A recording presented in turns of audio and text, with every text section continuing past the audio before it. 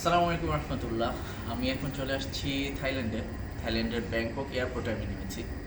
তো আসার আগে নেগেটিভ কথা শুনতে শুনতে আসছিলাম, কিন্তু এইখানে এসে প্রথমেই আসলে আমার খুব একটা জিনিস ভালো লাগলো।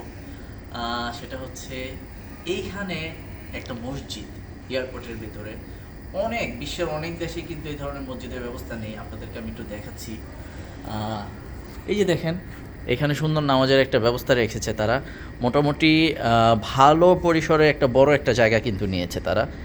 ইভেন এই সাইডটাতে কিন্তু মহিলাদেরও নামাজের ব্যবস্থা তারা করেছে। আরেকটা জিনিস হচ্ছে, এইখানে দেখেন ছেলেদের জন্য আলাদা করে অজুখানার ব্যবস্থা করেছে, আবার ঠিক দেয়ালের ওই পাশে কিন্তু মেয়েদের জন্য আলাদা একটা অজুখানা রয়েছে। তো থাইল্যান্ডের এই জিনিসটা আমার কাছে খুবই ভালো লেগেছে। ঢোকার শুরুতেই এই জিনিসটা দেখতে পেয়ে ভালো লাগলো।